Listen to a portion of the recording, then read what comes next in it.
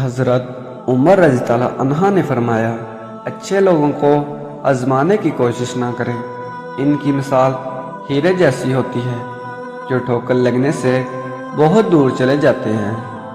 تم جس سے نفرت کرتے ہو اس سے ہوشیار رہو۔ جس پر نصیحت اثر نہ کرے وہ جان لے کہ میرا دل ایمان سے خالی ہے۔ مقدمات کا فیصلہ جلد کرنا چاہیے تاکہ دعویٰ کرنے والا دیر کے باعث کہے اپنے دعوے کو مجبور اطراق نہ کر دے۔ بدکاروں کے ساتھ نہ رہو ورنہ تم ان سے بدکاری سیکھ لو گے۔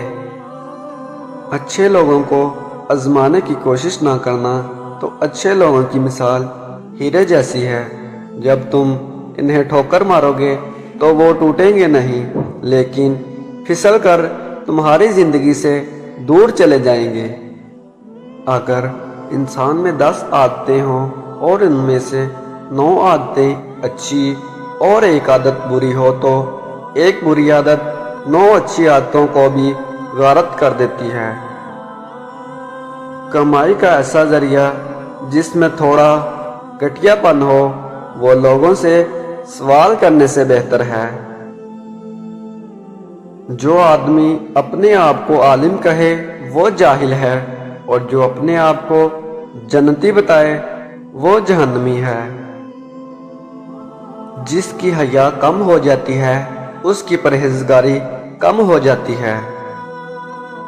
جس نے رب کے لیے جھکنا سیکھ لیا وہی علم والا ہے، کیونکہ علم کی پہچان عاجزی ہے اور جاہل کی پہچان تکبر ہے۔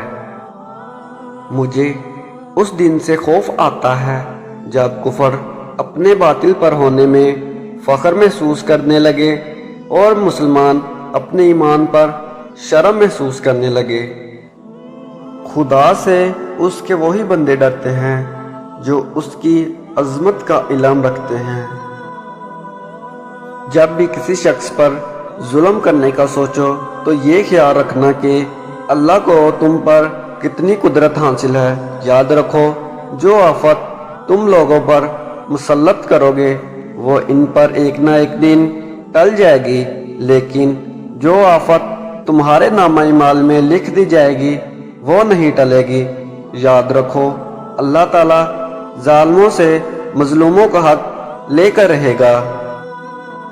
جو ریاست مجرموں پر رحم کرتی ہے وہاں کے بے گناہ لوگ بڑی بے رحمی سے مرتے ہیں۔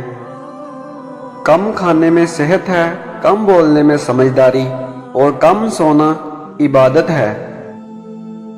جو شخص اپنا راز چھپاتا ہے وہ اپنا اختیار اپنے ہاتھ میں رکھتا ہے۔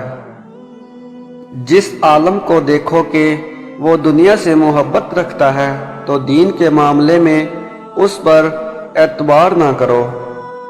تم میں سے کوئی رزق کی تلاش چھوڑ کر یہ نہ کہتا پھرے کہ اے اللہ مجھے رزق عطا فرما، کیونکہ تم جانتے ہو کہ آسمان سے سونے چاندی کی بارش نہیں ہوتی۔